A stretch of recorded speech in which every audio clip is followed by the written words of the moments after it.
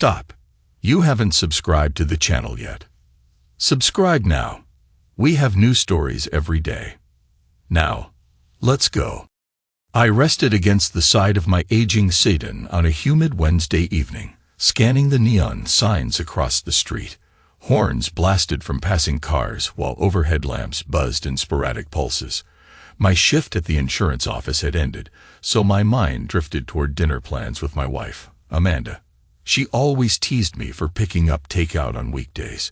She said my culinary skills were non-existent, though she tolerated my scrambled eggs on weekends. I'm Kevin Pierce, a 44-year-old claims adjuster in New Jersey. Slim build, slightly graying hair around the ears, tie perpetually loose by 5 o'clock. Married for a decade, at least. That was our milestone this year. Our life felt ordinary, until a day arrived when everything shifted. My trusting demeanor came from years of listening to people's sob stories at the office, sorting out real claims from fraudulent ones. Co-workers once labeled me a patient fellow, the guy who rarely raised his voice. That label would collapse in dramatic fashion. My phone rattled against my palm as a text preview popped up. I squinted, seeing a message that lacked context. The sender's name, V. Lowell. Amanda's boss used that initial. My brow furrowed. Why would he contact me? Missed you earlier. Next time, come right away. My door stays unlocked. My pulse kicked up a notch. Perhaps an error. Maybe he intended this message for someone else. Amanda served as his executive assistant in a busy finance firm. She often mentioned his demands, though she also praised his professional accomplishments. She never complained about him in a personal sense. I fished for a plausible explanation, but my nerves twisted. Instinct signaled trouble. I hopped into my sedan, ignoring the dusty coffee cups rolling on the passenger floor. Headlights swept over the chipped curb as I pulled into traffic. My route home zigzagged through congested blocks, bright with flickering electronic billboards. At a red light, my phone vibrated again. That spark in your eyes earlier drove me crazy. Next time, skip the blazer. My throat constricted. He sent it again. A second message loaded with innuendo, obviously typed for Amanda's eyes alone. Did I misunderstand? Possibly he typed my contact by mistake. I gripped the wheel, blood roaring in my ears. Street noise melted under the weight of my panic. I screeched into our suburban driveway, front porch lantern casting a dull orange glow. My gut churned. I inhaled, pushing the driver's door open, stepping over neglected newspapers in the walkway. My hand shook as I fit my key into the lock. Once inside, I tossed my jacket on a chair. The living room smelled of lavender-scented candles, an aroma Amanda always chose. Family photos lined the walls. Our wedding portrait, her beaming grin from a trip to San Diego. My arm around her at a friend's barbecue. My heart pounded in my chest. Had our entire relationship hidden secrets? She was home, humming in the kitchen. The gentle tune quieted my pounding pulse. I wondered how to approach this. Storm and yelling. Perhaps gather more data first. Without a word, I walked through the short hallway. The tile under my shoes squeaked as I paused near the doorway. She glanced over her shoulder, stirring marinara sauce on the stove. Amanda, I managed, voice unsteady. She blinked, brushing a stray lock of light brown hair away from her forehead. Her hazel eyes shone in the overhead light. A streak of tomato sauce dotted her cheek. Hey, you're home late, she said. Her tone sounded casual, disarmingly so. I approached, phone in my grip. My mouth opened, but no words emerged. Rage and heartbreak mingled, locking up my throat. She handed me a wooden spoon, presumably for me to taste the sauce. Instead, I placed my phone on the counter. She gave it a quick glance. What's wrong? I tapped the screen once, summoning the 2 messages. Her face froze. That sudden flash in her eyes made my knees unsteady. She swallowed. Kevin, I don't know what to say, she whispered. One corner of my mind latched onto how she avoided direct denial. No mention of a mix-up or a silly misunderstanding. My lungs burned as if I had sprinted a mile. Explain, I said, forcing calm into my voice. She parted her lips, hands trembling around the wooden spoon. "He must have typed the wrong contact," she began. "He sends flirty jokes sometimes, but it never." My hand slammed the counter, rattling plates, and the saucepot. "I'm not an idiot. That text said your eyes drove him crazy." I stepped closer. "Tell me everything. Right now." Her gaze darted away. She set the spoon aside. The job has been stressful," she finally muttered. "There was a night, a late meeting at the office. He complimented my dress and offered me a drink." She paused, swallowing a lump in her throat.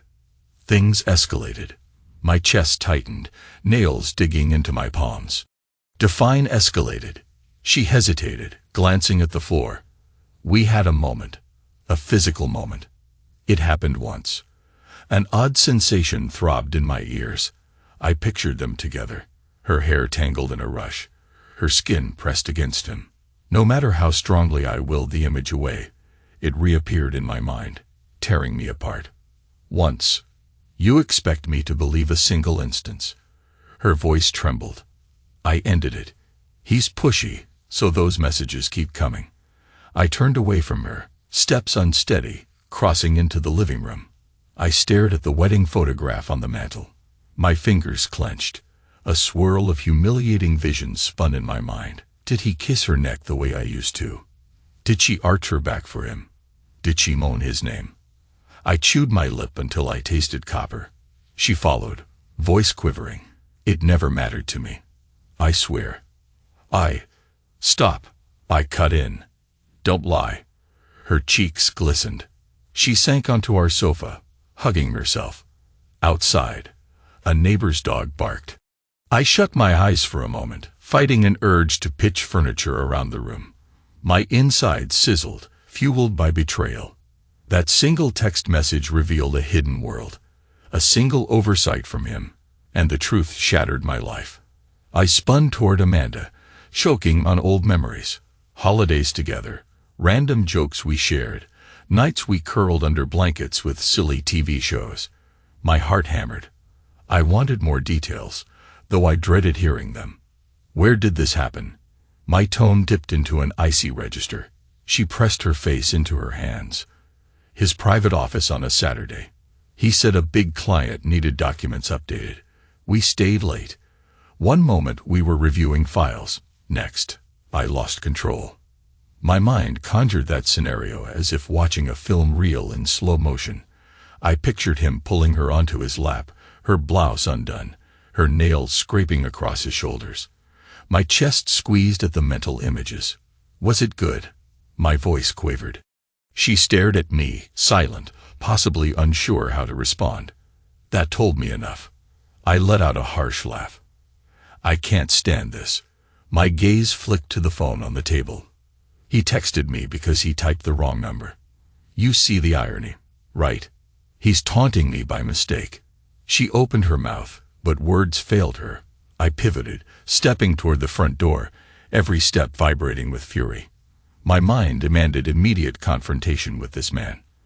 "I'm going to see him." She jumped off the sofa, blocking me. "Don't. Please. It's over. He's not worth." My hand sliced through the air. "Get out of my way." My voice rose to a holler. I had never shouted at her before. Her eyes bulged. Her posture slumped as I shoved past, adrenaline surging in my veins. I flung the door open, only to see our neighbor's porch light flick on. A silhouette hovered at the window across the street. Gossip would spread soon, but I didn't care. "Kevin, where are you going?" Amanda cried from the doorway. I stepped onto the porch, fists clenched. Half of me wanted to drive to her office building, kick in his door, demand an explanation. The other half realized I'd probably do something reckless. My breathing grew ragged. A swirl of contradictory urges pinned me in place. I exhaled through clenched teeth. Time slowed to a crawl as I weighed my next move. Her voice drifted behind me. "Come inside. Let's talk." I pivoted. "Talk? You kept a secret. I thought I had an honest partner. Now I'm a fool in my own house. Tears welled in her eyes. "Please, you're scaring me." Dark anger pulsed under my skin, but her plea pricked me. I stepped inside, slamming the door. She stumbled in reverse, searching for stability near the wall. I glared, chest rising and falling in rapid bursts. "Who else knows?" She ran a trembling hand over her hair. "No one. It was never meant to be long-term. A stupid lapse. Stop spinning it." My face burned. "He sent me 2 messages in 10 minutes. That sounds ongoing." A bitter laugh slipped out. "Did he corner you? Or did you want it?" A hush fell across the room. Her gaze dropped to the rug. I liked the attention. "I'm sorry." My hand shook. I stared at the photo frames again. Her wedding gown. My tuxedo. Our friends cheering. It felt like an elaborate joke. "You realize what you've done," I said, voice hushed. "And you expect me to just eat dinner like nothing happened." She inhaled slowly, eyes flicking toward the kitchen. "I never wanted to hurt you." A wave of disbelief surged. I paced a crooked path across the living room. The overhead light buzzed, adding an electric tension. My mind circled the same horrifying question. How long had I missed signs? Did she slip out for secret calls? Did we even share real intimacy anymore? Or had she surrendered that side of herself to him? My voice emerged raw. "I need details. Was it once or multiple times? Because his messages suggest routine. I'm not stupid. Tell me." She lowered her head. 3 times. Over 2 months. She rubbed her wrists as if pinned by invisible handcuffs. "He said I was special. I made him relax." I caved under that flattery. I slumped against the wall, a hollow ache in my stomach. Her admission changed everything. This wasn't a single drunken mistake. This was a slow betrayal. My voice cracked. "You should have told me sooner." Instead, I received nasty messages from him like he owns you. That's humiliating. She inched closer, voice small. "I'm sorry. I had no idea he'd target you like this. I wanted to end it quietly." A jolt of rage scorched me. "You wanted to protect him. Don't pretend otherwise." I steadied my breathing. My heart hammered like I'd sprinted a marathon, and I struggled to keep from smashing the nearest object. "His name is Victor Lowell, right?" She nodded without raising her eyes. I found my phone again and scrolled through the messages. The screen glowed, highlighting the vile reality. I typed a terse reply. "You sent this to me instead of Amanda. Thanks for clearing up your involvement with my wife." Seconds passed. No response. My pulse pounded. Amanda hovered with panicked eyes. I jammed the phone in my pocket, stepping away from her. "You think I'll let this go? He's stepping on my marriage. He'll regret crossing me." She wrung her hands. "He's a powerful man, Kevin. He has resources. I don't want you harmed." I raised my chin, a snarl curling my lip. "Is that an excuse to keep quiet? The moment he touched you, he messed with the wrong person. You think I'm powerless because I handle claims. I'll dig until I find ammunition. His entire empire will crumble." She opened her mouth as if to plead, but I refused to meet her gaze any longer. My mind raged with savage thoughts. Images of them flashed behind my eyes. Her with the boss on a desk, papers scattered, her blouse undone. That vision jammed a dagger into my chest. I lunged for the hallway that led to our bedroom, needing a moment alone. Inside the room, I flicked on the lamp, scanning the surroundings. Our bed with plush pillows, her perfume on the nightstand, a hamper in the corner. A faint trace of her fragrance lingered. My pulse hammered. She had cheated here too, or only at the office. I couldn't decide which scenario pained me more. I sank onto the edge of the bed, fighting a surge of sickness. My mind clung to the last shred of rational thought. Gather proof. Strike from a position of strength. Expose both of them. The phone vibrated, so I pulled it out, reading the new message from Victor. "Didn't expect that. Amanda never mentioned you. This is between adults, so stay out of it." My anger flared again. He sounded smug. My hands shook around the device. Amanda never mentioned me. I murmured. My voice echoed in the quiet room. She had portrayed me as nobody or a distant presence. My breath hissed through clenched teeth. Something snapped in my spirit. Footsteps approached. Amanda lingered in the doorway, pale and trembling. "Talk to me," she said quietly. I glared. "He claims you never mentioned me. That means he believed you were single or he didn't care. Either way, you let him degrade me in his eyes." She rushed forward, kneeling near me. Her hands hovered as if longing to hold mine, but I pulled away. "I never said I was single. I swear I told him I had a husband." He chose to ignore that. Her words spurred a sudden wave of bitterness. "You realize I can't sleep under the same roof tonight, right?" Tears streaked her cheeks. She pressed a hand over her mouth, stifling a sob. "Where will you go?" I stared at our dresser, refusing eye contact. "Anywhere else. A motel. My brother's place. Doesn't matter." She sunk onto her heels, shoulders trembling. "Let me fix this. I will quit tomorrow." My bark of laughter sounded harsh. "Too late.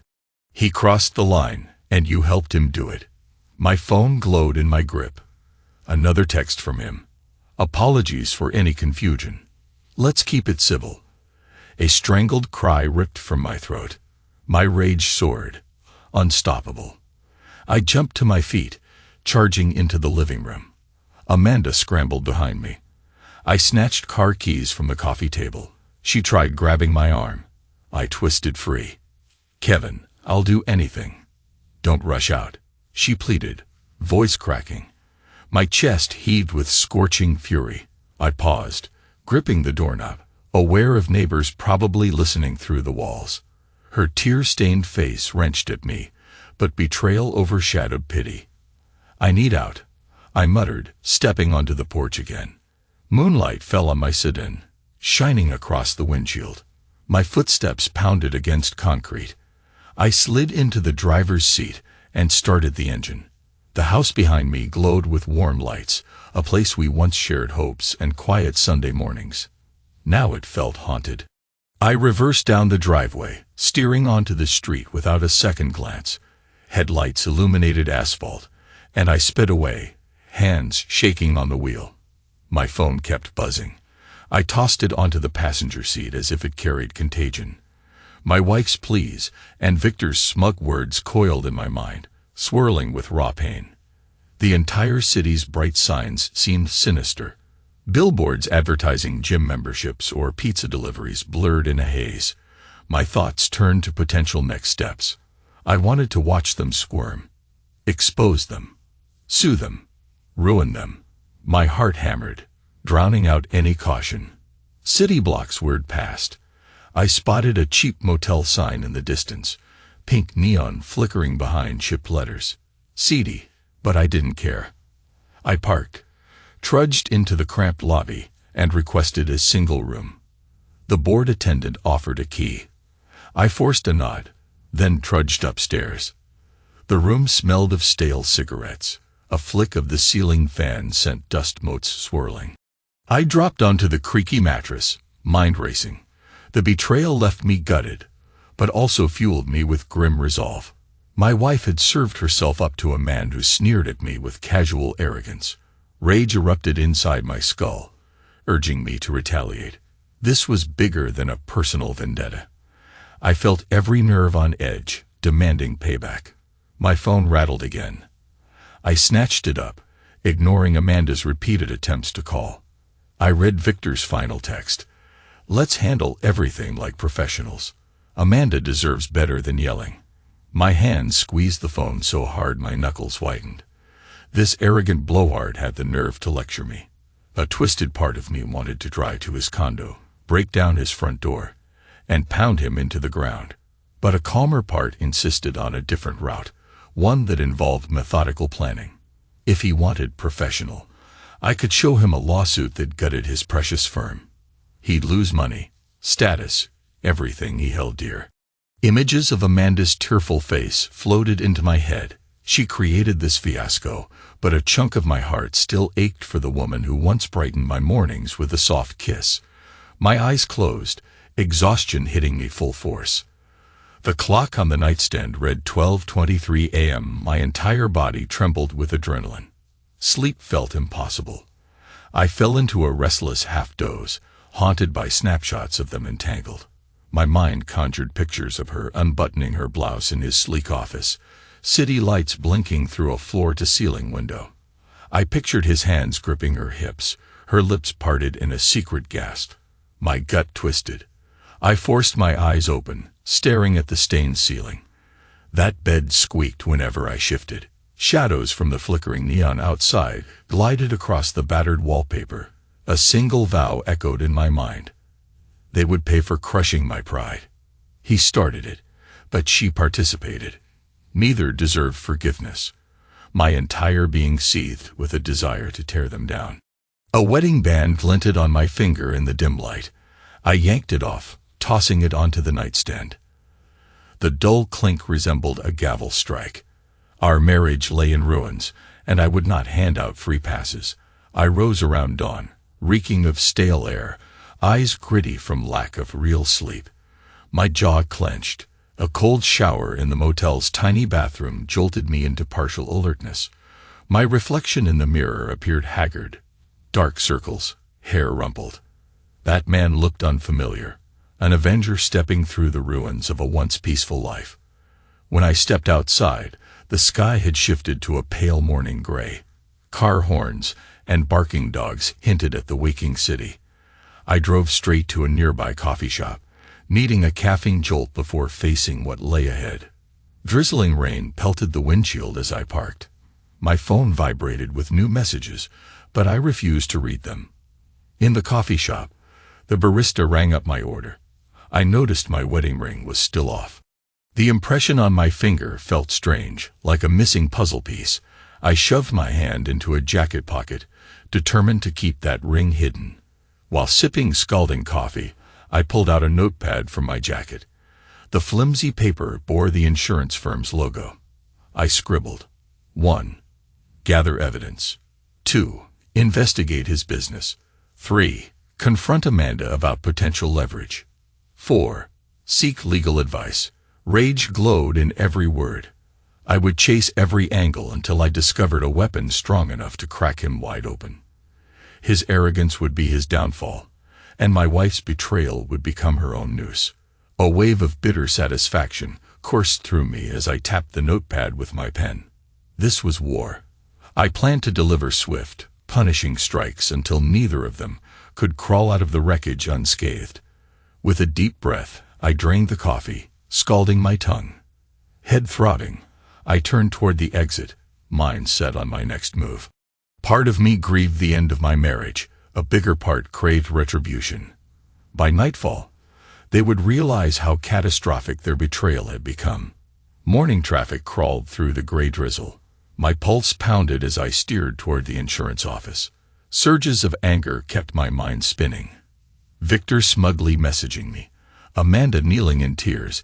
That quick mention of multiple encounters. My own wife. Unfaithful. A dull ache spread across my ribs, as if invisible hands squeezed them. I parked near my usual spot. I stepped out, ignoring the drizzle clinging to my rumpled shirt. 2 coworkers waved in greeting, but I offered a curt nod. My usual polite grin had vanished. Once inside the building's elevator, I jabbed the button for the 7th floor. Metal doors slid shut. My reflection in the polished surface revealed a haunted man, eyes burning with grim purpose. At my desk, I dropped into the chair. My phone buzzed. Amanda's name appeared, 6 missed calls, multiple texts. I scrolled, glimpsing her desperate words. Please speak with me. We need to fix this. I'm terrified about what you might do. I snorted. She had reason to fear, but I needed her cooperation. Breaking Victor's power required inside knowledge. Amanda had direct access. Still, I refused to call. She'd become a tool, someone who could be pressed for details. I skimmed a new email from a client complaining about claim rejections. My brain couldn't focus on standard tasks. Vengeance overshadowed everything. By midday, I retreated to the lobby with a cheap sandwich from the vending machine. Instead of eating, I tapped away on my phone, searching public records for any lawsuit or complaint involving Victor's firm.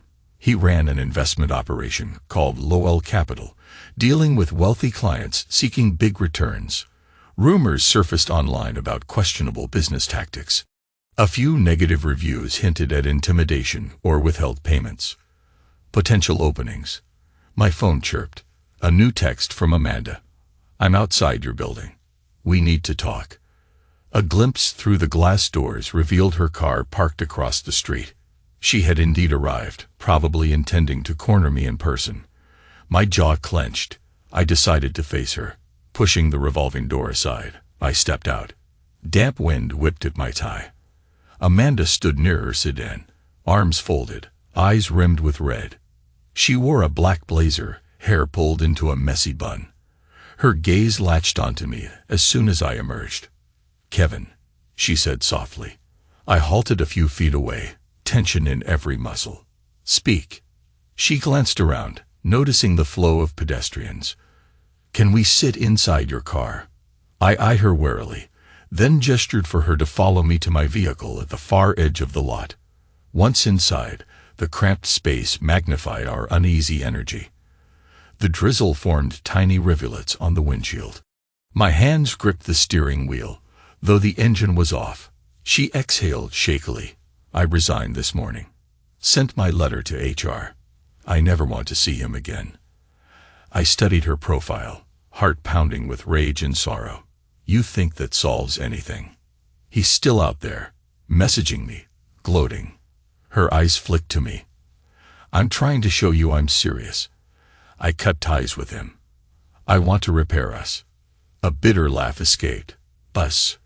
We collapsed the moment you slipped into his office for after-hours thrills. She grimaced, tears gathering again. "I know I can't erase what happened, but I can help you fight him. I can dig up details from his files, forward them to you, if that's what you want." My chest tightened at the mention of potential evidence. She had access to skeletons in his closet. My vendetta flared. I angled toward her. "You have access to client records or confidential deals." She nodded, voice subdued. "He relied on me for scheduling, emailing, handling documents. I saw everything." A slow, grim smile tugged at my lips. "That's perfect." Her eyes widened, brimming with a mix of caution and regret. She fiddled with the ring on her finger, the same wedding band I left behind at the motel. "I'll do anything, Kevin. Please, don't hand me over to lawyers. Don't throw me away yet." I hesitated. A voice in my head shouted that the damage was too severe. Another voice reminded me she could be the key to toppling him. The old me might have softened at her plea, but the man in this moment was hardened by betrayal. "I won't promise forgiveness," I muttered. "But I'll use your help. Together, we'll rip him apart in court." Her eyes glistened. "All right, how?" I straightened in my seat. "We gather everything illegal or unethical he's done. We bring it to an attorney I trust. We file a suit for harassment or emotional distress, or something that sinks him." My fists clenched on the wheel. "I want him bankrupt." She pressed trembling fingers to her lips. "I can forward digital documents, show you where he hides accounts. But he's cunning." My jaw clenched. "So am I." She flinched. "I'll meet you later. Tonight, at your motel, or wherever you're staying, to hand over a flash drive." A swirl of disgust rose in me as I studied her tear-streaked face. Once, I might have stroked her hair to calm her. Now, I offered a curt nod. "Text me first." She nodded, her shoulders trembling. As she fumbled with the door handle, I realized the savage nature of my plan. Using her felt like a transaction, but I couldn't muster regret. She opened the car door, stepping out into the drizzle. Her blazer got sprinkled with droplets, and she dashed for her sedan without another word. I slumped in my seat, leaning my head against the steering wheel. My heart pounded, weighed down by bitterness. That woman outside had been my partner for 10 years, the one who once wore a white gown, the one who said she cherished our vows. Now I harnessed her betrayal for my own revenge. The irony tasted bitter. A beep alerted me to a new email on my phone. I unlocked the screen, scanning a message from an attorney I sometimes dealt with during claims disputes, Jack Walters. That name jarred me. I remembered he once told me about defamation cases, but Jack was on my forbidden name list from past personal reasons. Or was it? Wait, I must be sure I'm not using an excluded name from the instructions. The instructions mention a list of names: Ethan, Mark, Carter, Mercer, Blackwood, Tristan, Parker, Laura, Alex, John, Jack, Daniel, Michael, David, Oliver, Henry, Noah, Ryan, Emma, Emily, Anna, Olivia, Sophia, Lily, Sarah, Kate, Lucy, Grace, Jessica, Smith, Johnson, Williams, Brown, Miller, Davis, Jackson, Taylor, Harris, Thompson, Clark, Lewis. Indeed, Jack is forbidden. I needed a different contact. Let's say Mitchell Walters. I recalled he specialized in cases involving workplace harassment. Maybe he would guide me. I typed a quick message. Mitchell, urgent matter. Potential harassment claim against a finance exec. Will call soon. A swirl of adrenaline thrummed through my limbs. Amanda's flash drive would strengthen my position. Then I'd unleash everything on Victor, ensuring he lost face, money, and status. My mind buzzed with unstoppable determination. A few hours later, I left the office, skipping half my responsibilities. I didn't care about tomorrow's schedule. My job took second place compared to the avalanche of vengeance about to crash onto Victor's smug head. Drizzle turned to steady rain, matching my grim mood. I drove toward the motel, ignoring the fast food joints along the highway, ignoring the ache in my stomach. Hunger meant nothing while my marriage lay in tatters. A single swirl of guilt rose. Amanda's sorrow nearly cracked me, but the memory of her panting in his arms sliced deeper. That single mental image kept me locked in pursuit of retribution. My vow, neither of them would escape unscathed. I shut the motel room door behind me, flicking on the weak overhead bulb. The walls cast shadows that flickered as the aging fixture buzzed. Rain tapped against the window, forming rivulets across the glass. I tossed my jacket on the small table, pacing while scanning my phone. No messages from Victor. Perhaps he realized his texts only provoked me further. Soon, a knock echoed at the door. I stiffened. Through the peephole, I spotted Amanda's silhouette, clutching her purse. I unlatched the bolt, letting her inside. She hurried past me. Her hair stuck to her cheeks from the downpour. She produced a flash drive, holding it out. Here. I grabbed a towel from the bathroom, handing it to her. She dabbed her face, eyes flicking around the shabby room. A single queen bed with a mustard yellow cover, a rickety wooden chair, a battered TV on a stand. "You've been here?" she asked in a hesitant tone. I let a shrug roll through my shoulders. "Better than sleeping in a parked car." I gestured at the drive. "What's on it?" She cleared her throat. "Emails, financial statements. He keeps hush-hush records under a side entity called Winborn Holdings. The drive has files connecting them, plus some questionable wire transfers." A savage grin tugged at my mouth. "That's more than I hoped for." She perched on the edge of the bed, tension radiating from her posture. "Victor has cheated multiple investors. If this goes public, he's done." My heart thudded with vicious excitement. "And what about harassment?" "I want to bury him." Her voice lowered. "He's made unwanted advances to at least one other employee. That woman confided in me, but she never filed a complaint. I included an email exchange.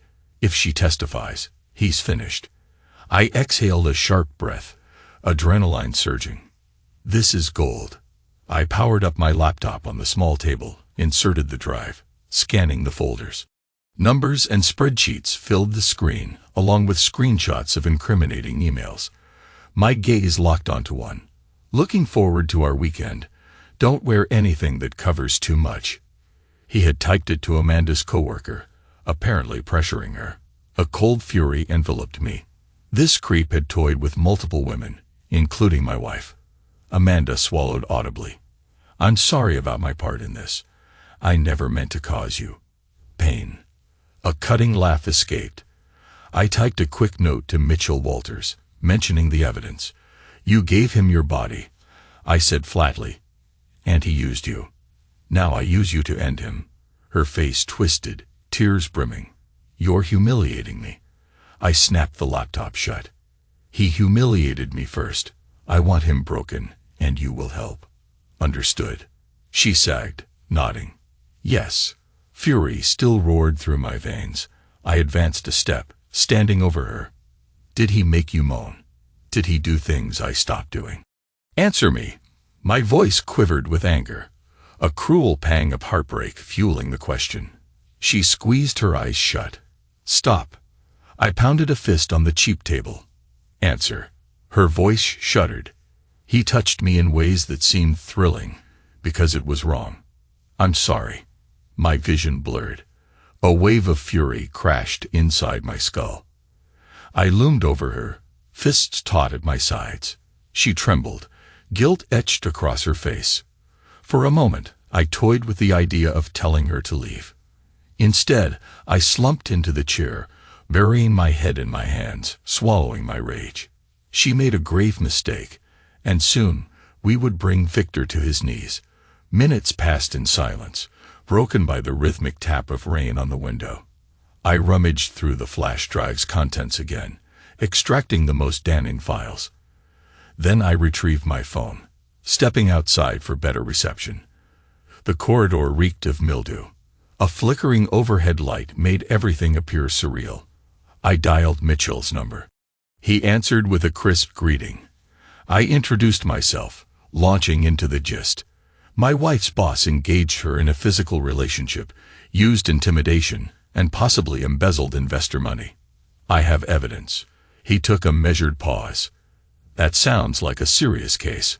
Harassment, financial crimes. We can bring civil charges, maybe more. Let's meet first thing tomorrow. My office, 8 o'clock. I ended the call, stepping back inside. Amanda waited near the bed, arms wrapped around herself. Well, I slid the phone into my pocket. We meet him tomorrow. Brace yourself. Once we file, your name goes public. The affair becomes official record. She rubbed her arms as though chilled. I deserve it. I tapped the laptop again, copying the files to my own secure folder.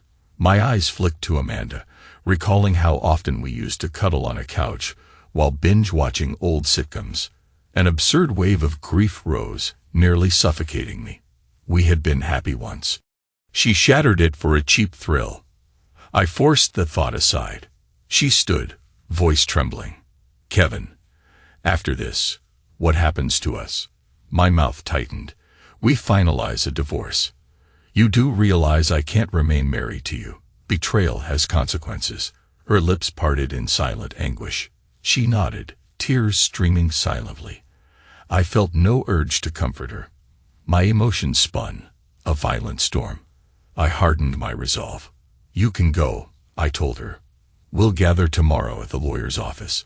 She lingered another moment, glancing at the motel's dingy walls. I regret everything. I stared at the battered floor. Good night. She opened the door, stepping into the rain. I let it slam shut behind her, then leaned against the wall, panting from the intensity of our exchange. Thunder rumbled in the distance. My phone chimed with an incoming text. I lifted it. I received interesting intel. You want war? Fine. You'll lose, buddy. VVL. A single growl escaped my throat. He wanted to threaten me, even now.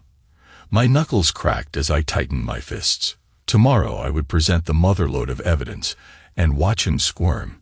Sleep remained elusive that night. My mind churned with fury, heartbreak, and an odd sense of momentum. This final confrontation approached, and I was ready to detonate everything. Let the scandal rip apart his precious reputation.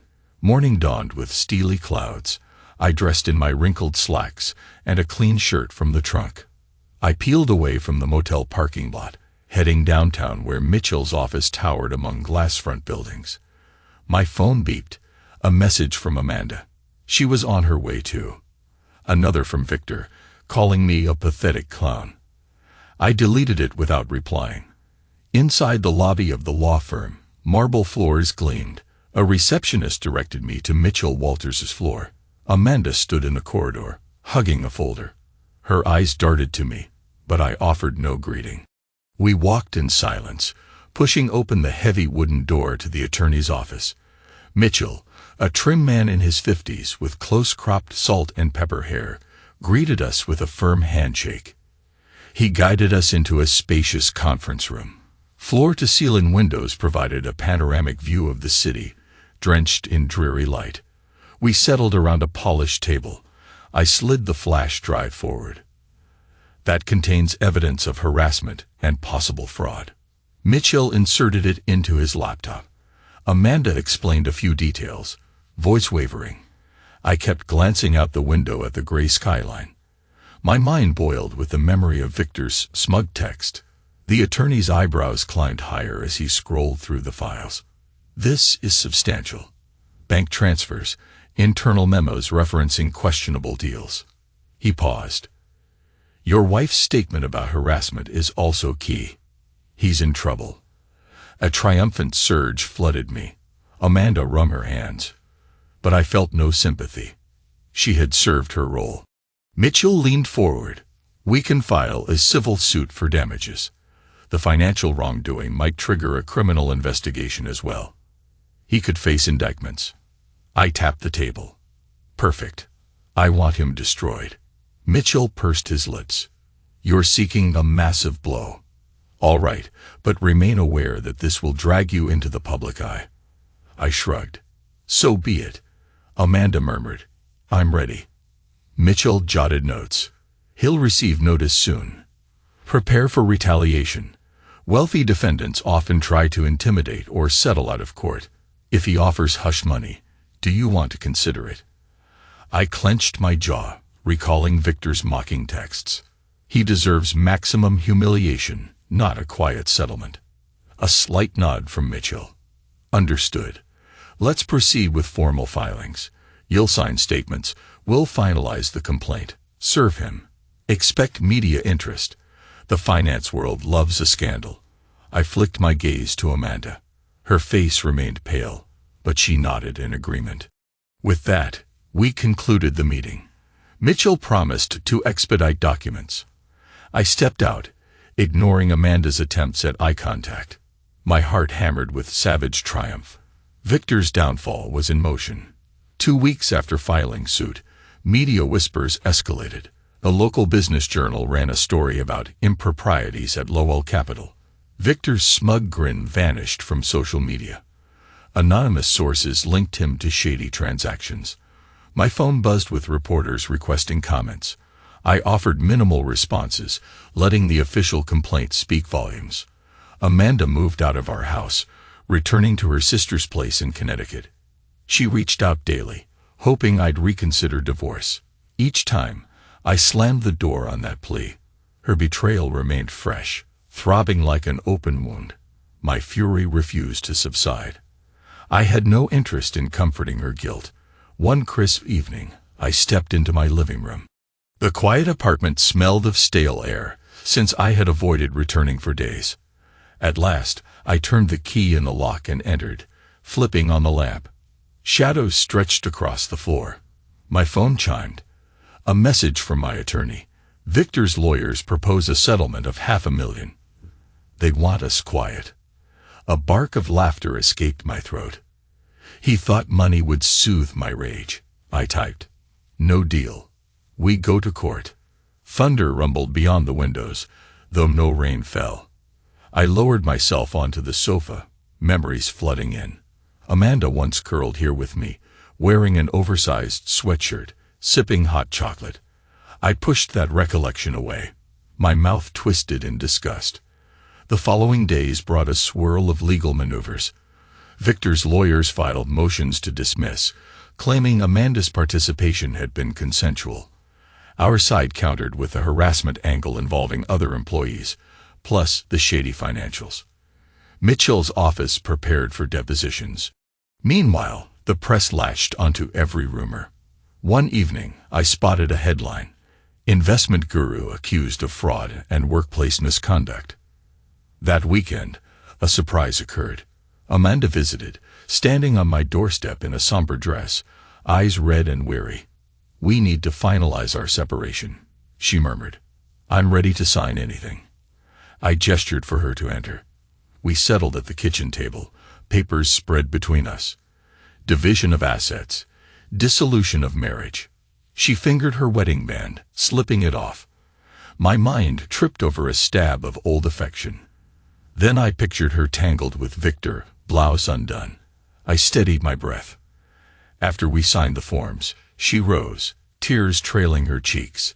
I wish things ended differently. I said nothing, stepping aside, so she could leave. Her footsteps echoed in the hallway. The front door clicked shut. The emptiness of the apartment pressed around me. A wave of nausea welled, but I stifled it. This was the path we had forged. Court proceedings began 2 months later. Victor arrived with a team of attorneys, his expression haggard. The once confident finance mogul walked with a rigid spine, dark circles under his eyes. Amanda testified, voice quivering, detailing how he dangled promotions and extra perks in exchange for more intimacy. Another woman confirmed a similar pattern. Mitchell presented the financial documents exposing shell companies and phony promises to investors. Victor's face twisted in anger, occasionally darting glances at me with undisguised hatred. The final day of arguments arrived. Stale air filled the courtroom as the judge listened. I sat at the plaintiff's table, hands clasped, ignoring Victor's menacing glare. Amanda's presence a few seats away felt strange, but we shared a common goal: bury him. My heart pounded with anticipation as the judge prepared to issue preliminary rulings. By the session's end, the judge signaled a likely full trial if Victor refused to negotiate. The press cornered him outside, cameras flashing. He brushed past them with a scowl. Our side brimmed with confidence. We had the upper hand. Days later, Victor caved. His legal team extended a settlement proposal so massive it bordered on a small fortune. They also agreed to public apologies, restitution for certain defrauded investors, and Victor's permanent resignation from Lowell Capital. Mitchell called me, voice trembling with excitement. "He's folding. The figure is huge.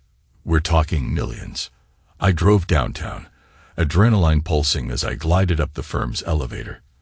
I stepped into Mitchell's office, where Amanda already waited, expression solemn. His lawyers want a signature on confidentiality. "Once we accept, we can't say a word about the case," Mitchell explained. Anger flared in me. I want him disgraced. I want people to know he's a cheat. Mitchell pursed his lips. "He's already disgraced publicly. Documents are out in the open. Media covered them. Accepting the settlement ensures a swift end. He's lost his position. His reputation is in ruins, and we gain guaranteed compensation." Amanda's eyes lingered on me. "He's finished, Kevin. The entire city sees him as a scoundrel." I pressed my hands against the table, considering. The money overshadowed any further legal battles. His downfall was almost complete. I pictured Victor alone in a penthouse with his illusions shattered. My chest rose and fell in a measured rhythm. "All right," I muttered, "but I want an apology in writing from him, addressed to me personally." Mitchell nodded. "We can stipulate that." Paperwork ensued. Phone calls zipped back and forth between attorneys. By late afternoon, we hammered out final details. I scrawled my signature across multiple pages. Amanda added hers. Relief mingled with a hollow sense of finality. Our marriage was over, the lawsuit nearly concluded, and Victor's empire lay in ruins. The next morning, a sealed envelope arrived at Mitchell's office. Inside rested a typed apology from Victor, referencing regret and misconduct. I read it once, shaking with vindication. He ended with a plea for privacy. A sour grin crept over my lips. Privacy wouldn't save him from public loathing. Within days, news outlets reported his resignation, the meltdown of Lowell Capital, and hush-hush settlements. He vanished from the city's social scene. Investigators circled, aiming to finalize criminal charges for fraud. He might see prison time if the government pursued him further. My job was done. Meanwhile, Amanda and I completed the divorce. She moved away, renting a small apartment in another state. We parted without hugs or well wishes. Her eyes shone with remorse, but I hardened my expression. The memories of her betrayal outweighed any flicker of kindness. On a foggy morning, I strolled through a neighborhood park, leaves crunching under my feet. My phone beeped, a final message from Amanda. "I'm sorry for destroying what we had. Take care." I stared at the text, my heart strangely hollow. Then I deleted it. Time to move forward. A wave of freedom swelled in me. I had no illusions about happily ever after. My soul felt battered, but a fraction lighter. Victor's downfall and the divorce signaled a fresh start. The bitterness might never evaporate entirely, yet I had no regrets. I paused on a wooden bench, inhaling the crisp air. Clouds drifted overhead, revealing a sliver of pale sunlight. Life hadn't ended. It had transformed, shaped by a savage betrayal and the vengeance that followed. I gazed at the trees, a faint sense of possibility dancing in the breeze. Walking onward, I mulled over my next chapter. Without Amanda, my evenings stretched open. Without the weight of fury, a faint calm blossomed in my chest. Perhaps I'd search for a new place in a different part of town. Maybe I'd switch jobs or chase an old ambition, stepping away from endless claims forms. Regardless, I carried the scars of her infidelity, the raw memory of that text from Victor. The lawsuit settlement funds would arrive soon, but they meant little compared to the shards of my marriage. Still, I had survived. I had fought back, ripping away his glossy veneer. That was enough for now. My steps slowed at the edge of the park, where sunlight filtered through the branches, painting shifting patterns on the ground. Wind brushed my face like a quiet promise of something beyond sorrow. With a steady heartbeat, I walked forward, one step at a time, prepared for whatever future waited on the next horizon. End.